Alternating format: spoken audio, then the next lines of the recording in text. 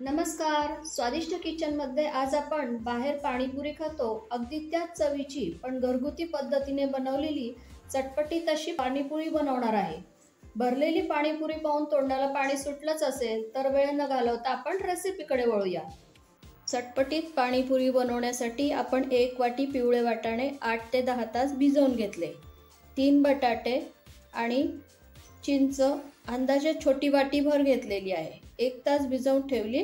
चिरलेला गूळ सुद्धा 1 तास भिजवून ठेवलेला आहे।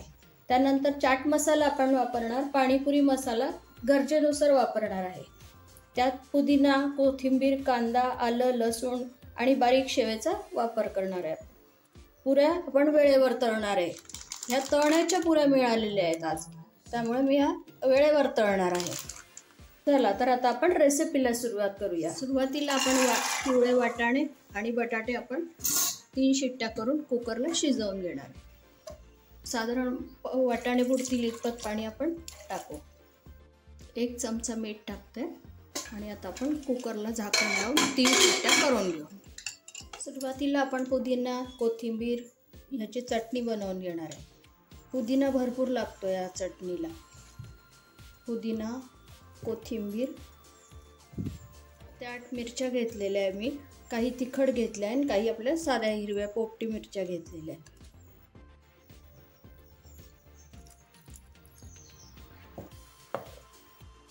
पुदिना, कोथिंबीर, हिरवी मिरची, लसूण, आल्याची चटणी आपली तयार झालेली आहे। 3 शिट्ट्यांमध्ये पिवळे वाटाणे पण आपले छान शिजलेले आहेत बघा। ते आता थोडेसे आपल्याला असे स्मॅश करून घ्यायचे। पूर्ण स्मॅश करायचे नाही आपल्याला, नुसते हलक्या हाताने असे चेपून घ्यायचे फक्त। आताच आपण बटाटा पण चेपून घेऊ।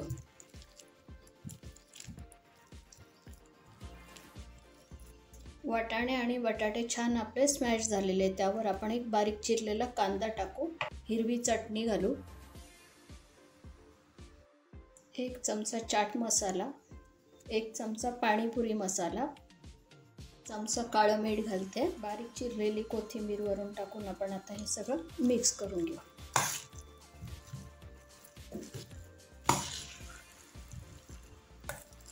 आपण वाटाणे शिजताना त्यामध्ये मीठ टाकलेलं होतं, त्याच्यानंतर काळं मीठ टाकलेलं आहे आणि काही आपलं चाट मसाल्यामध्ये या पाणीपुरी मसाल्यामध्ये सुद्धा मीठ असतं, त्यामुळे चव घेऊन आपण लागलंच तर वरतून मीठ टाकायचं। आता तर काहीच गरज नाही आहे याला। पाणीपुरीचं सारण आता तयार आहे। पाणीपुरीचं पाणी बनवण्यासाठी मी आता 1 तांब्या थंड पाणी घेतलेलं आहे।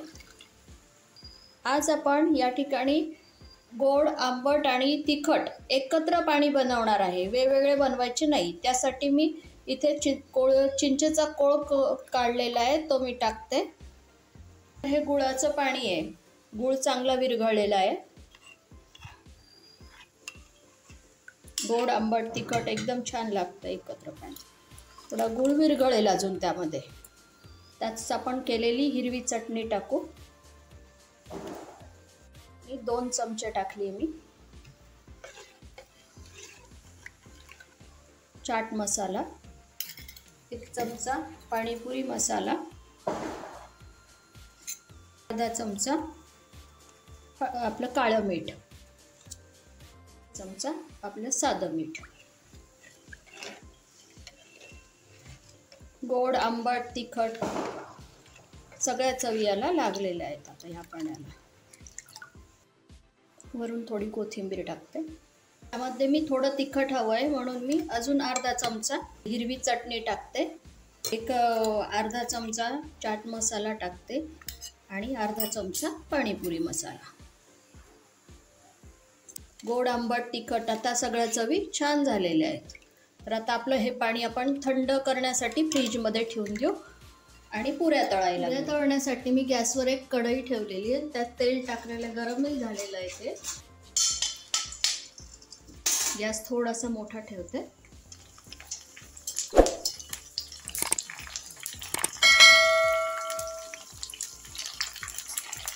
एक एक करत आपण काढून घेऊ।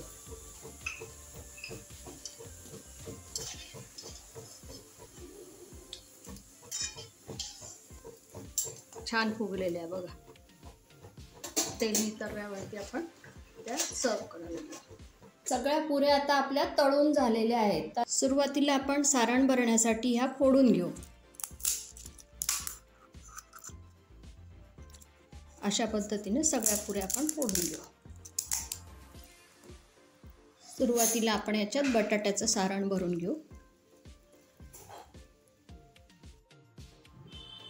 सगळ्या पुऱ्यांमध्ये आपण बटाट्याचं सारण भरून घेतलेलं आहे. त्यात आता थोडा कांदा, त्यावर पाणी.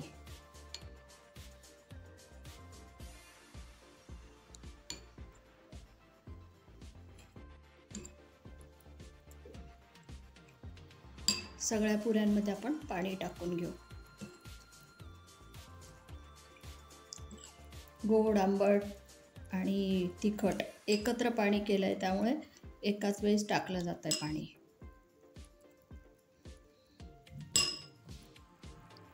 त्यावरती शेव भरून देऊ.